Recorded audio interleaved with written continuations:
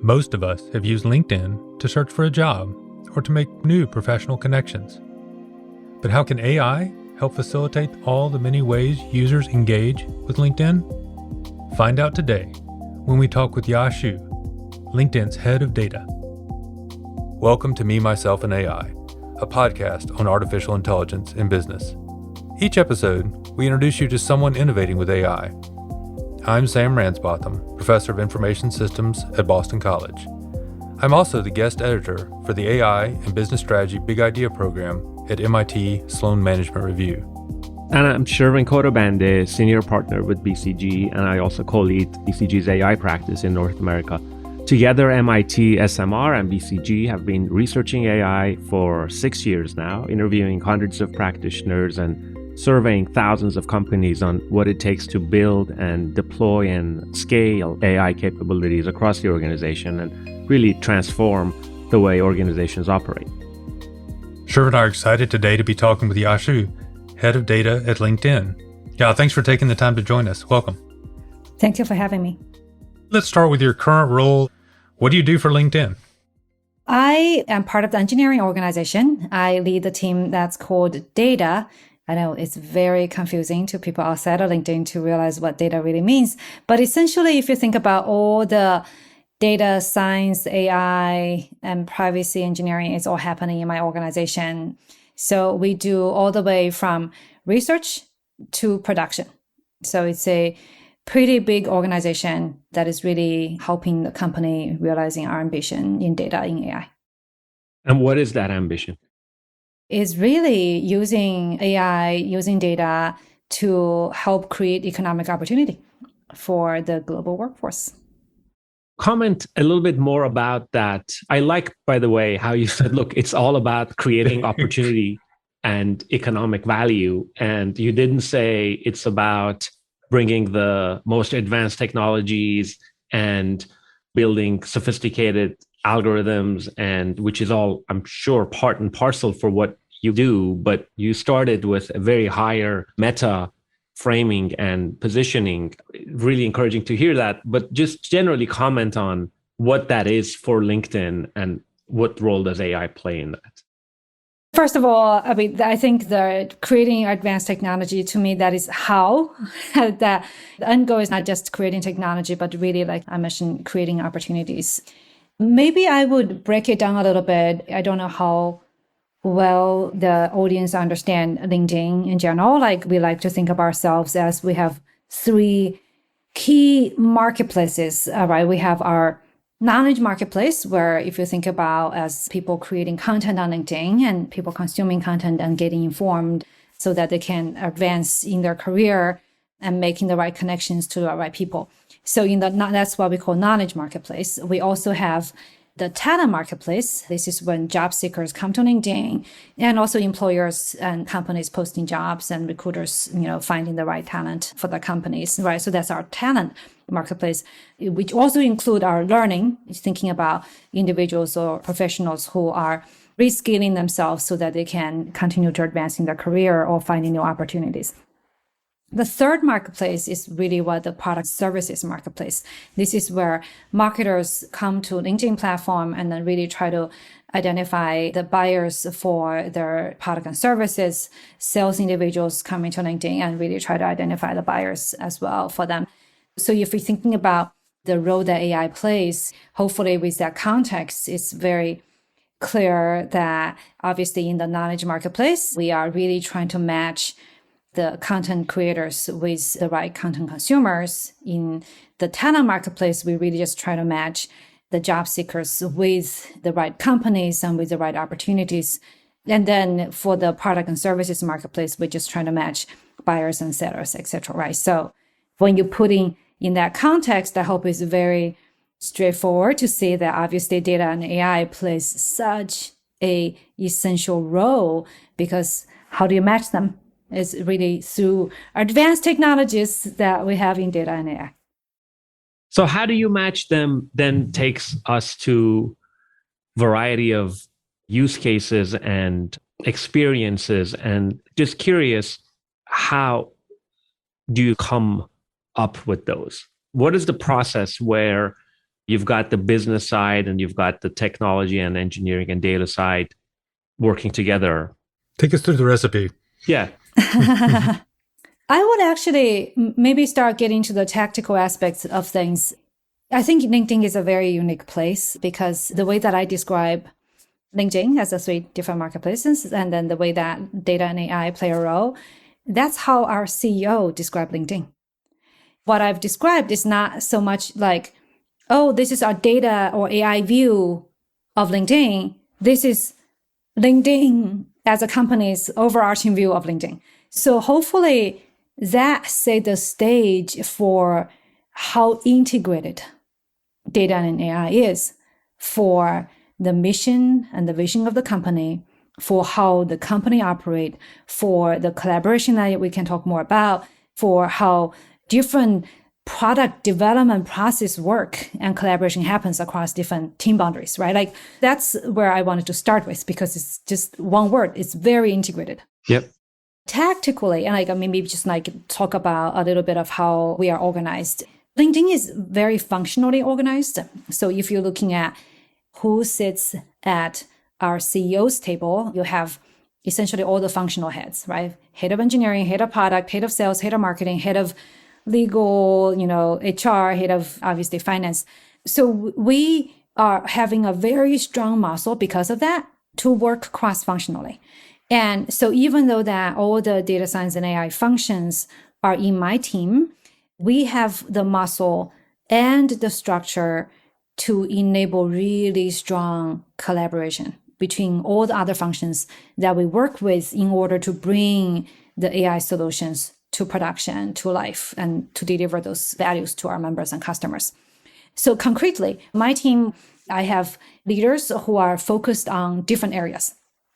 And as an example, I have a leader who is focusing on our consumer experience in particular, right? So the way that he would operate is that he would work very closely in a very embedded fashion with other cross-functional leaders who focuses on consumer experience. So what does that mean is that they have many, many touch points all the way from quarterly planning. How do you set the OKR? How do you do reviews? When it comes to a particular initiative, then you got functional heads all come together and then strategize what needs to happen, who to work on them, like planning our roadmaps. All these are happening just very seamlessly as a cross-functional team. And like I said, right, because we as a company has always, ever since the existence of LinkedIn, like it's always operated in this way, that everyone has a muscle. It's brilliant because Sam and I have done a lot of research here and talked with companies across sectors. And it's really interesting. You said the three key words which have been really challenges for most who aren't getting any value from AI, right? You said strategy and mission. That's where you started with. You said integrated cross-functional teams. And then you said collaboration. And in fact, when you look at the data of 90% of companies who aren't really getting as much value for their investments in AI than those 10% who are getting, it comes down to these very 3 points. And it's interesting that LinkedIn since inception has been that kind of a place where it's been data first and in an integrated way, completely resonates. And also very refreshing that in your role as the head of engineering and data, that's also where you first go before you go and you talk about everything else, which is all important, but is the how, is not the what. Yeah, absolutely. And I always look to the leaders in my team as well. They are not like, I'm just a leader of AI, I'm just a leader of data. Like they really need to understand where the end goal is, right? The end goal is never just creating maybe the largest model or the best state of art. It's really about delivering the value. When you understand that, and then when you got the cross-functional team all having the same shared goal and purpose, then that also bring that collaboration to life really easily. How hard was that to put that in place and align the incentive and the organization and keep, you said different muscles, but how hard was that to get to that place? Was it always there? Were there some very hard decisions that had to be made? I have been at LinkedIn for close to 9 years now. I want to say it's pretty much always there because this is how we've always been organized. The culture is so ingrained that I think the new employees will just very quickly assimilate it into, this is sort of how we operate. So you mentioned getting better in collaboration, and I'm kind of thinking back on what you were saying about matching. You used the word matching in all three of your scenarios. What risk is there that you get down this path of a bunch of engineers ever improving the existing matching algorithms and perhaps missing out on a fourth area that you need to be focusing on? Is there a tension that you're feeling between ever improving that matching process through better and better algorithms and data and figuring out where to apply it in some of your newer products like your newsletter or LinkedIn Lives or some of those kinds of new things? Where's that tension? There are non-stop new areas that pops up, right, with regarding how we can innovate and should be innovating. Like, and even, I mean, just like starting with even matching, it's very simplistic to say, hey, we just can try to do better matching. But what does better matching even mean, right? And let's take our talent marketplace as example. Like, obviously, we wanted to match the best qualified candidate with the best company. But how do you even define that? What is best? What is best? What is the best not only for the job seeker, but also what's the best for the other side of the marketplace, which is the companies, right? Like if I were to try to hire somebody, my ultimate ideal state is I really only talk to one candidate, and that is a dream candidate I wanted to hire. And then, so same thing, let's say in the knowledge marketplace, as we try to connect the content creators to people who are interested in reading their articles, like, what does that even mean by the right matching as well? Is it that we wanted to maximize the engagement that people have on a particular post? How do we think about distribution of those engagements across? How do we think about, maybe I'm a new creator, first time writing a post on LinkedIn, and I didn't get any response. I would be so discouraged and never post again. Like, how do we think about that shorter term trade-off and the long-term trade-off, right? Like, there's so much more, even just in this very simplistic framework of we're just doing matching. So now coming out of the matching aspect of it, there's, again, way more, right? Like thinking about how do we help people do content discovery? And how do we think about when advertisers come to us, how do we actually help them pace their budget? How do we help them utilize their budget better? Given the progressive culture and the highly collaborative, integrated, functional culture of LinkedIn, what makes a good candidate for your team? What are you looking for in addition to the hard skills of technology and data and AI and data science? What do you think is the secret sauce there? I would say number one, someone who, I think Satya was the one who said that, quote, would you want to hire a learn-it-all or know-it-all? I am a strong believer of a learn-it-all. And what makes a candidate successful in the past doesn't necessarily mean that they will be successful in the future, right? But that attitude of, I'm going to learn, I'm going to adapt, I think that's so important. So I would say learning, somebody who is really a big learner.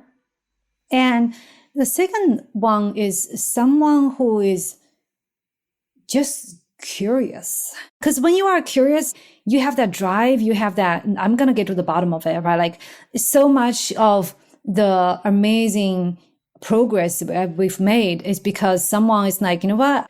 I'm not here for all the fluffy things. I'm just going to be here to really focus on this problem that I saw that I'm just trying to figure out how to solve it. It reminds me, I had a mentor that used to tell me, there is no boring projects, only boring people. And so every time I was like, I'm not sure I'm crazy about this project, he says, you could make it interesting. You have ability to learn, you have ability to complain constructively. So now you're saying that, it brought back to my memory, there's only boring people, no boring project. Absolutely. I love that. I may start quoting that as well. What's interesting, and I think that ties into you're a bit of a hero in the academic community. I think maybe you're attracted to those people. Academics complain a lot. Maybe you're attracted to those academics that complain a lot. But I wanted to tie that to another way that you're creating economic value through LinkedIn.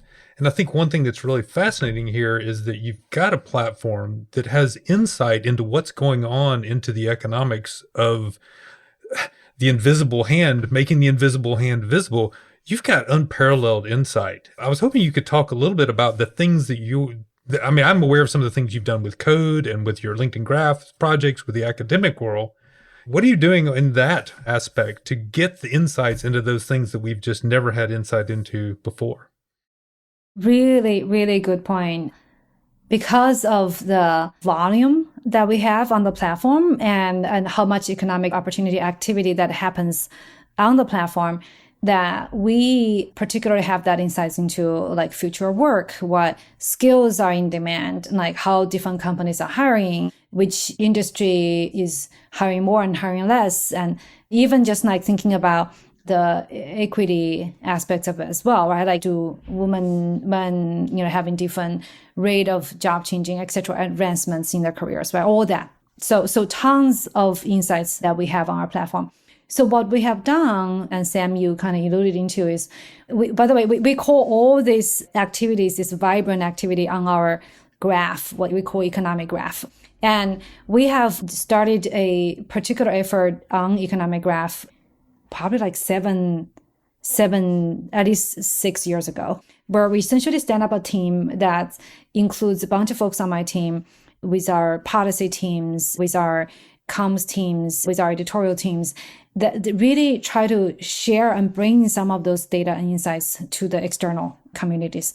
And we have been very successful. As a matter of fact, for example, last year, we have sent a report to most of the congressmen, women, on what is the labor marketplace look like for their region. We have collaboration partnership, for example, with Singapore Education Department to help them figure out what are the skills that is in demand and it's lacking, so that they can change their educational curriculum to help. That's just huge.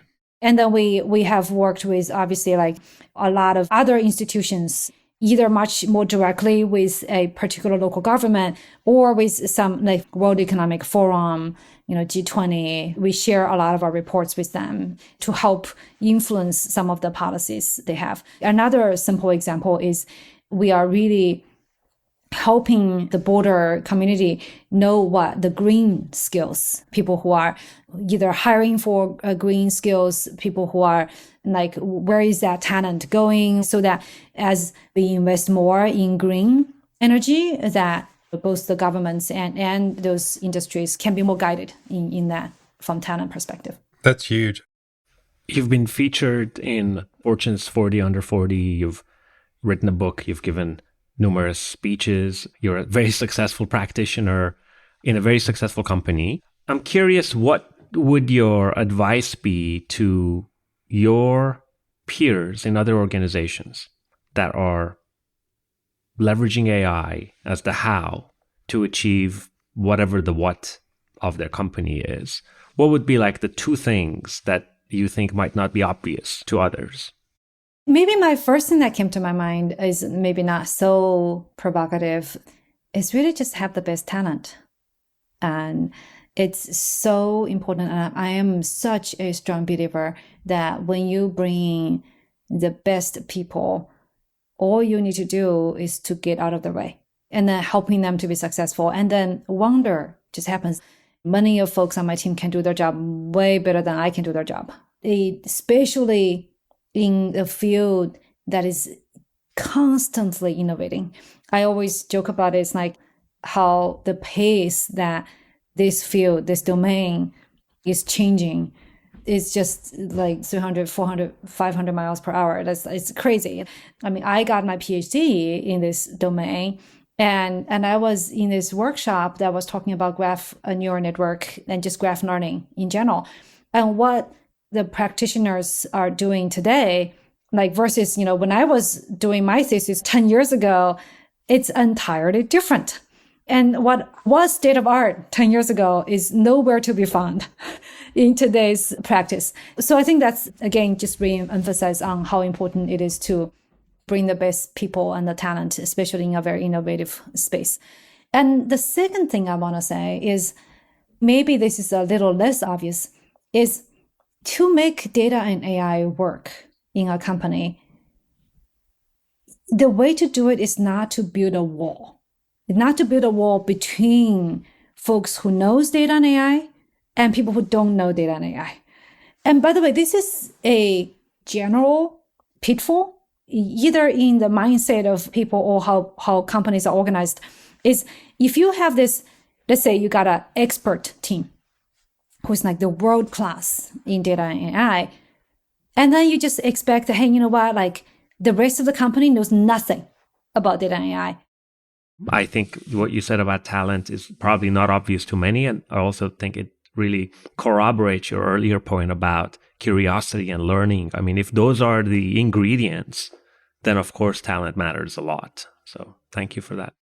We're just seeing that over and over again. Or maybe it's just the kinds of people that we're perhaps attracted to on this show, but it does seem to be showing up a lot. Absolutely.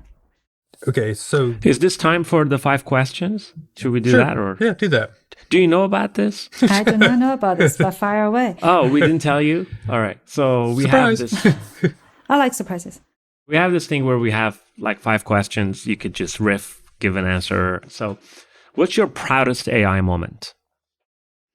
I would probably go back all the way to when I was in grad school and I was taking this class, and it was probably the very first time I really saw AI in application in the way that you can feel and you can touch. I was taking this class with Andrew Ng, where we are just supposedly building an algorithm that is able to, giving a stream of video, identify objects in the video. And I worked really hard with a classmate of mine and a close friend of mine. And then the end of the day, they had this competition of the accuracy and precision recall, et cetera, et cetera. In a pretty large class, we won our second place. So not the first place, so still room for improvement, but very proud that, especially like I was, second year in my PhD. And before that, a lot of my experience was a little more contrived examples, right? Very good. What worries you about AI? On one hand, obviously I'm super excited for the potential, but what worries me about AI would be in the responsible AI space in particular.